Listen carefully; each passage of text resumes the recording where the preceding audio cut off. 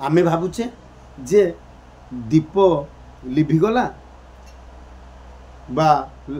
आलुओ नाई हो अल्प अच्छी खाईदबा बा पोक पोक जोक उड़ुंट विभिन्न प्रकार जो पोक वर्षा दिने हो बा उड़ती आमे कहे लाइट बंद करी खाईदबा ना से भूल करें आज्ञा कारण से समय भूत प्रेतंगर अंधार जगार भूत प्रेतंगर निवास होता है से अन्नटा को से पके आपण भावुं कि मो पेट पूरी जीव ना आ मुठाई अच्छी खाईदेवी भूल कथा पति विनाश काले नारी पति जिते विनाश हो जो नारी खाई भात बा अन्न थी गर्भरे पेटरे उदरे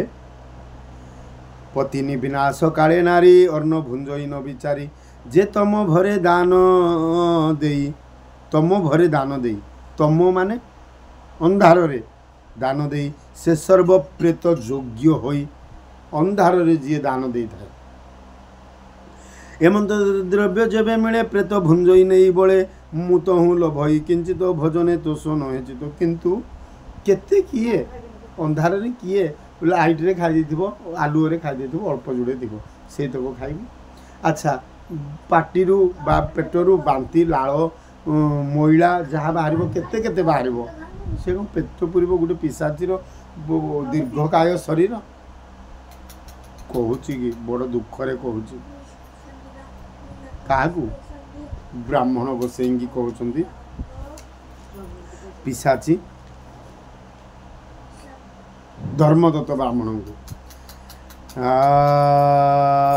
सुमेरी मुतहुल भई किंचित सुमेरी पूर्व कला कर्म क्षण क्षण के मति भ्रम कांदुजे थाई बने पशि निराशे तरु मूले बसी प्राभव पाऊ थाई तो ही आह बोलता किए ना किए आह कर आपण भूल करेंगे आपण को किए आह कर आपण 10 जन मुहरे दुख देवे 10 जन शरीर में कष्ट देवे पर घर भांगे पर निंदा चर्चा करेंगे आपण को किए आहा कर आहा कौन होता कहीं करें सावधान केते दिन आज्ञा जीवन केते दिन बंचिबा टिके मीठा वचन की दरिद्रता मीठा कथा टिके कहि पारिबा नहीं क्या कौन आम आम जमी देदेबा आम घर द्वार देदेबा कहीं क्या सहित आप जानी आपणकर खाइबाटा केबे शेष खाइबा हो शेष पानी पीवा पानी शेष पानी पीवा पानी हो आपड़ जाइए मंदिर को सेटा जे आपणकर शेष दर्शन हो आपण क्या सहित कथा होइथिबे सेटा जे आपणकर शेष दर्शन शेष कथबार्ता हो आपण जहाँ भी करुथिबे मु आज पुराण पढ़ुची हुए तो भी एटा शेष पुराण पढ़ा हो आपण रोसई करुथिबे शेष रोसई हो आमे कहि पारिबा काली आमे देखिबा काहेकि एते गर्व काहेकि एते दंभ काहेकि एते अहंकार मनीष हसिकी टिके मिसु ता माने नुह दुष्ट सांगरे अपवित्र लोकों सहित आमे कथबार्ता हवा जेमिति आम समसामयिक लोकों सहित उत्तम लोकों सहित बुझामणा कले बा कथबार्ता हेले आमर भी धर्म बढ़िबो तांकर भी मनोभाव बढ़िबो आमर भी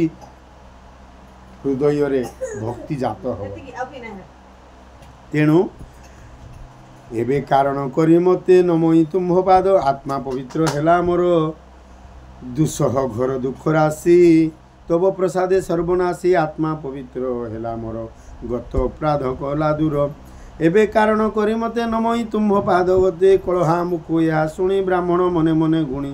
पाषाण मूर्ति प्राय होई मौने विष्णु रूप ध्याई गोविंद सुमरई मने राजन शुण सावधाने अधम महादेव दास ए कथा शुणी महातोष आपण को भी शांति लगे आज्ञा